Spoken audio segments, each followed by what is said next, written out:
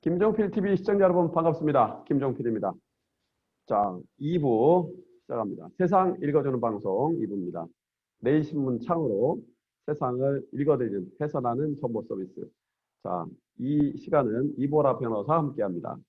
이보라 변호사가 선정한 유익한 실온 칼럼 3선. 자, 첫 번째 꼭지는 안전하다는 일본 주장 믿을 수 있나?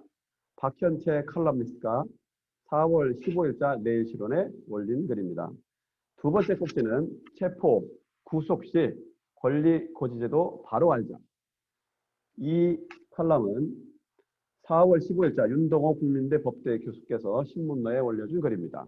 세 번째 꼭지는 고령자의 금융 니즈를 충족시키려면 오영수 김현장 법률사무소 고문이 4월 16일자 경제평 코너에 올린 칼럼입니다. 자, 이 내용을 이보라 변호사가 친절하게 안내해 드리겠습니다. 시작합시다. 네, 안녕하세요, 여러분. 이보라 변호사입니다. 아까 우리 안 대표님이 잘 설명을 해주셨지만, 일본 정부가 방사능 오염수를 태평양에 방류하기로 결정하고 나서 국제사회의 비난이 끊이지 않고 있습니다. 이게 물론 2년 뒤부터 태평양으로 방류될 것이라고 하는데, 여러분도 수산물, 어패류, 회 많이 좋아하시지 않으시나요? 아주 좋아합니다. 어제도 먹었습니다. 저도 그 옆에서 먹고 왔습니다. 저도 무척 좋아하는데 이렇게 일방적으로 방류를 하게 되면 아무래도 오염의 문제에 있어서 자유로울 수 없고, 지금 중국과 일본이 서로 마셔봐라, 마실 수 있다, 이런 식으로 싸우고 있다고 하는데, 이게 결과적으로 한번 오염되면 그 피해를 되돌릴 수 없다는 것은 아무리 초등학생이라도 잘 알고 있습니다. 그래서 저도 상당히 불안하기도 하고, 지금 이게 꼭 해산물을 먹지 않는다고 하더라도 또 이제 환경이라든지 미치는 영향력은 저희가 부인할 수 없을 것입니다. 그래서 일본 정부에서는 일단은 오염수 방출로 이제 후쿠시마나 주변 해역에서 잡히는 수산물이 팔리지 않아서 가격이 하락할 경우에 손실을 보상하겠다라고 밝혔다고 하는데, 이 말인즉슨 결국 그 수산물의 안정성에 대해서 일본 정부는 물론이고 이제 각국의 우려를 갖고 있다라는 것을 당연히 알고 있다라는 전제일 거라고 저희도 생각은 듭니다. 지금 미국이라든지 원자력안전위원회에서는 오염수를 방류한다고 하더라도 해류에 따라서 확산되고 희석된다라고 하는데, 그래도 오염 물질이라는 게 희석된다고 한들 결과적으로는 아까 말씀하신 것처럼 100 몇 톤 정도 되는 그 양이 방류가 된다면 영향을 안 받으리라고 저희는 생각하지는 않습니다. 그래서 이런 결정에 대해서 다시 재차 숙고하시고 좀 국제적으로 이런 부분들에 대해서 방류하지 않을 수 있는 그런 방안들을 마련을 해서 우리가 다시 수산물을 맛있게 그리고 건강하게 먹을 수 있는 날이 왔으면 좋겠습니다. 이상입니다. 예, 대국민 캠페인까지 아주 좋았습니다. 자, 두 번째 꼭지로 갑니다. 이거는 제 전공 관련돼서 제가 가져왔는데요. 제가 사실은 형사사건이 좀 많습니다. 형사사건이 요즘 많이 들어오고 있는데요. 다들 궁금하셔서 많이 물어보시긴 하시는데, 체포하고 구속할 때 우리나라 이제 수사기관에서 권리고지를 많이 하세요. 이제 흔히들 상식으로 알고 계신 미란다 원칙, 이것도 당연히 이제 고지를 해주시고, 이제 진술을 청취하실 때는 진술 거부권이 있음을 당연히 고지를 하시게 됩니다. 그래서 요즘은 조서에 진술 거부권이 있음을 고지하였음을 확인합니다라고 쓰는 칸이 있을 정도로 이 부분에 대해서 상당히 중요하게 생각을 하고 계세요. 네. 최우선이 그죠? 인권이니까. 네. 네. 또 다들 형사 피해자분들이 오셔서 저한테 많이 말씀을 하시더라고요. 묵비권이라는 게 있다는데 묵비권 행사할까요? 라고 많이 물어보시는데요. 생각만큼 묵비권을 행사하시는 경우들은 많지는 않습니다.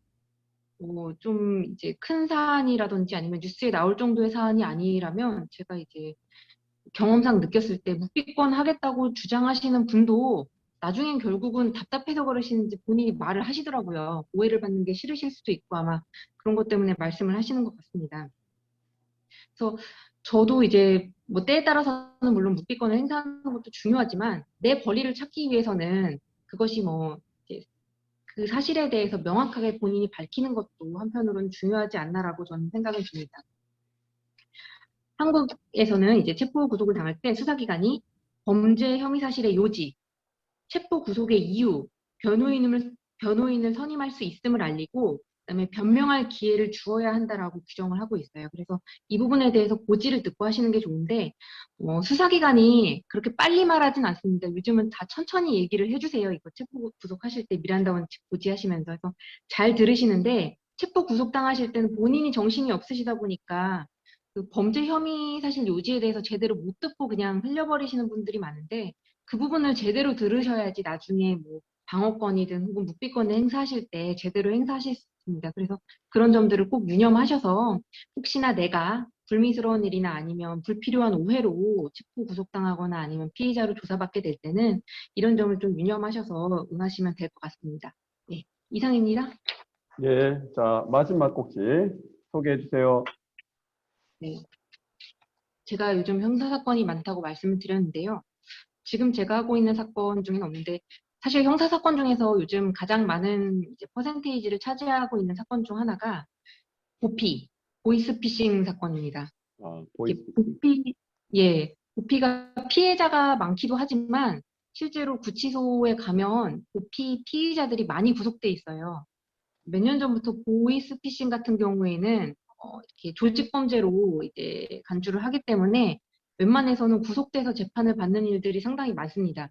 실제로 형도 조금 다른 사기죄나 다른 이제 형보다 좀 높은 편이라서요. 실제로 이제 실형을 언도받고 실제로 실형 선고를 받으시는 분들도 상당히 많죠. 근데 이제 제가 고령자의 금융 니즈와 이제 보이스피싱에 대해서 굳이 언급하는 이유는 아무래도 고령자분들이 좀 이제 금융 시스템을 이용함에 있어서 보이스피싱에 취약한 점들이 상당히 많습니다. 저도 오늘 뉴스 보다가 들었는데 뭐 고령자분들이 이제 보이스피싱으로부터 지령을 좀 받으시면 가구 구입 자금이라든지 뭐 다른 핑계를 대셔서 거짓말을 하셔서 큰 돈을 뭐 받으셔야 된다라고 주장을 하시고 이제 금융기관에 있는 이제 금융 직종에 이제 종사하시는 분들은 그걸 막기 위해서 막 노력하시는 그런 일들이 상당히 요즘 비일비재하다고 하시더라고요. 그래서 고령자들이 이제 금융을 이제 이용함에 있어서 필요한 니즈를 이제 확인하시는 것도 중요하지만 이런 큰 사고들을 방지하기 위해서 그런 시스템들을 좀 더 마련하는 게 더 중요하지 않나라는 생각을 좀 개인적으로는 좀 해봤고요. 이제 금융소비자보호법이 도입이 되면서 금융상품을 가입하기 위해서는 여러 가지 이제 좀 절차들이 좀 많이 복잡해졌습니다. 요즘은 뭐 가입하기 위해서 본인들의 투자 성향에 대해서 확인을 하기도 하고 뭐 여러 가지 그동안 이제 가입한 상품들을 통해서 본인 투자 성향에 맞지 않으면 가입이 거절되는 사례들도 상당히 많다고 하는데요. 뭐 이런 식으로 해서 금융사고를 방지하는 것도 중요하지만 이제 고령자들이 좀 더 이해하기 쉽게, 좀 더 쉽게 이제 제도를 개선하는 것도 중요할 것 같고, 고령자가 좀 더 보호될 수 있도록 금융상품이나 ATM 이용에 있어서 좀 더 쉽게 편의성을 도모할 수 있는 방향으로 좀 바뀌었으면 좋겠습니다. 음, 앞으로는 이제 좀 더 고령화 사회가 되기 때문에 고령화 친화적인 그런 제도라든지 시스템이 좀 더 필요할 것인 것 같은데요. 점차 이제 금융업도 좀 더 고객 중심 서비스를 제공을 하고 이제 금융과 비금융의 장벽을 초월해서 연계된 서비스를 제공할 수 있었으면 좋겠고 퇴직 세대들이 지금은 금융자산보다는 보통 부동산 자산에 몰려 있는데 앞으로는 좀 더 금융자산을 이용을 해서 앞으로의 노후에 대비할 수 있는 그런 상품들이 좀 더 개발되기를 바랍니다. 이상입니다. 네, 이보라 변호사 잘 거의 보는 것처럼 설명을 잘 해주셨습니다. 자, 수고하셨고요. 네, 안동 고맙습니다. 대표 이보라 변호사 2주 후에 다시 만나겠습니다. 우리 시청자들께 인사합시다. 김종국 TV 파이팅. 화이팅, 감사합니다. 여러분도 화이팅. 네, 수고하셨습니다. 네. 마치겠습니다.